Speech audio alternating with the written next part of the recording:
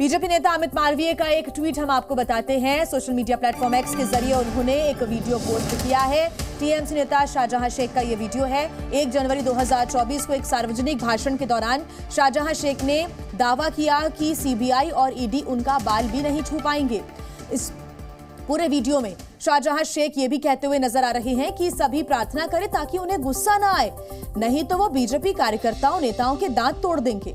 तो इस तरह की बातें करते हुए वो एक सार्वजनिक सभा में नजर आए।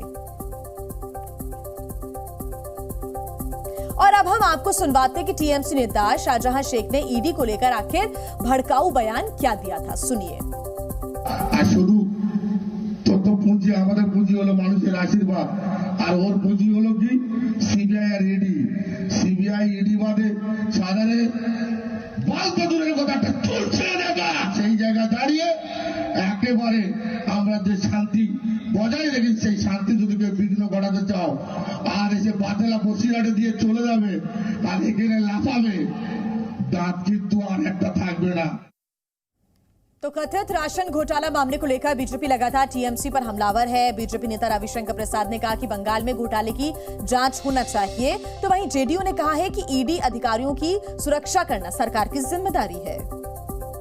वहां पर ईडी के लोग जाते हैं, जो इंक्वायरी चल रही है, कई मामले हाईकोर्ट के निर्देश में चल रहे हैं, वहां पर ईडी के लोगों पर हमला होता है। और यही लोग हैं जो मोदी के खिलाफ कहते हैं संविधान का अपमान कर रहे हैं, संविधान का खिलवाड़ कर रहे हैं। कौन कर रहा है संविधान का खिलवाड़? कि नहीं चाहते हैं कि जांच हो, क्योंकि जांच होगी तो इनके और घपले पकड़े जाएंगे। 5422 ईडी ने मामले दर्ज किए और मात्र 23 मामले में ही सजा हो पाई है। इस संसद में स्वीकार कर रहे हैं। तो ईडी के राजनीतिक दुरुपयोग के चलते अगर समाज में तनाव बढ़ रहा है तो केंद्र सरकार की ये जिम्मेवारी है कि ईडी जैसी संवैधानिक संस्था के साख की रक्षा करे। ईडी की टीम पर हमले के बाद टीएमसी की आलोचना करते हुए केंद्रीय मंत्री गिरिराज सिंह ने ममता बनर्जी की तुलना उत्तर कोरियाई नेता किम जोंग उन से की है। तो वहीं आरजेडी नेता शक्ति सिंह यादव ने पलटवार करते हुए कहा है कि किम जोंग की सरकार मणिपुर में है। बंगाल में लोकतंत्र नाम की कोई चीज नहीं है, वहां लगता है किम जोंग की सरकार है। अधीर रंजन ने कहा है अब लोगों की हत्या हो जाए तो कोई बड़ी बात नहीं, मंत्री जाते हैं उनको प्रोटोकॉल की गाड़ियां नहीं। तो ये ममता बनर्जी का लोकतंत्र है। किम जोंग की सरकार तो मणिपुर में है कि मणिपुर के गवर्नर कुछ नहीं बोलते हैं, लेकिन पश्चिम बंगाल के गवर्नर कहते हैं कि संवैधानिक अधिकार हमारे पास सुरक्षित है। तो कल्पना करिए कि गवर्नर भी किस भूमिका में रहते हैं। कंपैरिजन बिटवीन मणिपुर एंड पश्चिम बंगाल, दोनों गवर्नर की भूमिका देख लीजिए। इसमें पक्षपात की बू आती है कि नहीं आती है? हम तो हिंसक कार्रवाई का समर्थन कर ही नहीं सकते। तो प्रतिक्रियाएं और भी आई हैं। कांग्रेस के नेता अधीर रंजन चौधरी ने ईडी की टीम पर हमले को लेकर पश्चिम बंगाल सरकार पर निशाना साधा। उन्होंने कहा कि ईडी की टीम पर सत्ता के गुंडों ने हमला किया। तो वहीं टीएमसी नेता शांतनु सेन ने कहा है कि बंगाल में टीएमसी नेताओं के साथ साजिश हो रही है। सत्तारूढ़ पार्टी के गुंडों ने, दरिंदों ने जो हमला बोला है आज ईडी के ऑफिसरों के खिलाफ, इसमें ये जगजाहिर होते हैं कि बंगाल में कानून और व्यवस्था की हाल कितना बुरा होते जा रहे हैं। मैं तो ये कहना चाहते हैं कि अगर ईडी इतना इडियट कब से हुआ पता नहीं, उनको सारे फौजों को साथ में लेकर चलना चाहिए। आज तो जख्म हुए, अगले तारीख खून भी हो सकते हैं। चंदसकली में जो हुआ है, सेंट्रल इन्वेस्टिगेटिंग एजेंसी का जो ऑफिसर लोग और उनका साथ जो सेंट्रल फोर्स था वो बुरी तरह प्रोवोक कर रहा था, इंस्टिगेट कर रहा था लोकल पीपल को, इसलिए लोकल पीपल रिटेलिएट किया स्पॉन्टेनियसली। असली बात यह है पूरा देश में, पूरा देश अभी पूरी तरह थक गया ईडी सीबीआई का ड्रामा देखते देखते। वहीं बंगाल में ईडी की टीम पर हमले के विरोध में बंगाल बीजेपी के अध्यक्ष ने बड़ा हमला किया है। थोड़ी ही देर पहले जी न्यूज से सुकांता मजूमदार ने एक्सक्लूसिव बातचीत की है, सुनिए। जो भारत की टुकड़े टुकड़े चाहते हैं, ऐसे टुकड़े टुकड़े गैंगों के साथ अगर ममता बनर्जी रहती है तो उनका पॉलिटिकल बेनिफिट है। इसलिए ममता बनर्जी इन सब तत्वों को इस्तेमाल कर रही है।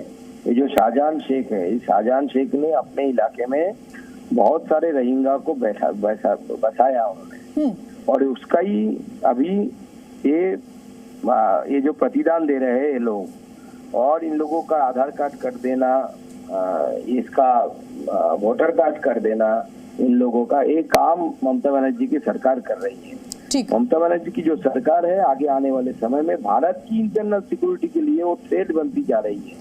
इसलिए केंद्र सरकार को सख्ती से इस चीज को संभालना चाहिए और इसका इंक्वायरी करके जो लोग दोषी है उनको सजा देना चाहिए। सुकांता मजूमदार जी, टीएमसी के नेता कह रहे हैं कि ये सब कुछ जो हो रहा है ये केंद्र सरकार की तरफ से उकसाया जा रहा है, क्योंकि हर बार ही जो ईडी है वो इस तरह की कार्रवाई करती है और केंद्र सरकार ईडी का दुरुपयोग करती है। इस तरह से राज्यों में भेजा जाता है जहां पर गैर बीजेपी की सरकार है और वहां पर परेशान किया जाता है, और यही वजह है कि लोगों का गुस्सा अब भड़क चुका है।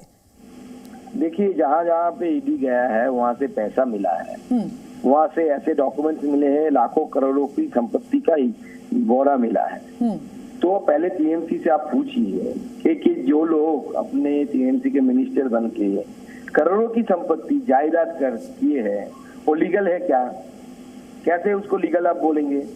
तो अगर कोई चोरी करता है तो उसके खिलाफ ईडी का, सीबीआई का क्या रोल होना चाहिए जी? अगर नहीं करना चाहिए तो ईडी सीबीआई रहने का क्या मतलब है? इसको बंद कर देना चाहिए। जनता की पैसा से तनख्वाह हो रहा है इनका, टैक्स की, जनता की टैक्स। तो टीएमसी और सुकांता जी, ये जो हमले हो रहे हैं इसके पीछे कौन, क्या लगता है आपको? क्या सरकार की शय पर सब कुछ हो रहा है? टीएमसी पूरी तरीके से टीएमसी इसको ऑर्केस्ट्रेट तरीके से करा रही है। तो देखिए पश्चिम बंगाल में किस तरह के हालात बने हुए हैं, ये आपके सामने तस्वीरें भी हमने आपको बताई कि किस प्रकार से ईडी के ऊपर हमला किया गया जब ईडी की टीम कार्रवाई करने के लिए पहुंची। अभी क्या हालात है, आइए सीधे आपको तस्वीरें हम दिखाएंगे। अर्णबांशु नियोगी हमारे साथ जुड़े हुए हैं, जी मीडिया संवाददाता। अर्णबांशु, आप मुझे ये बताएं सबसे पहले तो कि जो शंकर आध्या का गिरफ्तारी हुई है उसके बाद उनका मेडिकल कराया गया, फिर उसके बाद उन्हें कोर्ट में पेश किया जाना है, उसको लेकर अभी क्या अपडेट है? देखिए, इस घोटालों में शंकर आढ्य को गिरफ्तार किया है कल रात में ईडी ने। तो अभी इस वक्त शंकर आढ्य का मेडिकल ट्रीटमेंट चल रहा है एएसआई जोका अस्पताल में। उसका फिट सर्टिफिकेट मिलने के बाद वहां से वो लोग ईडी ऑफिसर और शंकर आढ्य को लेकर यहाँ कोर्ट में आएंगे। जो हम अभी खड़े हैं सिटी सेशन कोर्ट, यहाँ पे उसको लेके उसको पेश करेंगे जज के सामने। ईडी सूत्रों से पता चला है उसको कस्टडी के लेने के लिए उसका मांग रखेंगे ये लोग ऑफिसर, क्योंकि ईडी का कहना है कि इस घोटालों में उसका इन्वॉल्वमेंट है और इस करोड़ों का हेर फेर में उसका इन्वॉल्वमेंट था। ये खत्म नहीं हुआ, इसके पीछे और कौन है, इसका चेन कैसे काम किया, कैसे इसका राशन कहां से कहां तक गया, इसका प्रोसेस क्या था और कितने लोग हैं इस घोटालों में शामिल है, ये उसका जानना चाहता है ईडी ऑफिसरों ने। इसलिए उसको इंट्रोगेशन करना बहुत जरूरी है, इसलिए उन लोगों की तरफ से मांग किया जा रहा है उसको कस्टडी को लेने के लिए। ठीक है अर्णबांशु, आप नजर बना के रखिएगा कि आपसे अपडेट्स हम लेते रहेंगे। शुक्रिया तमाम जानकारी के लिए।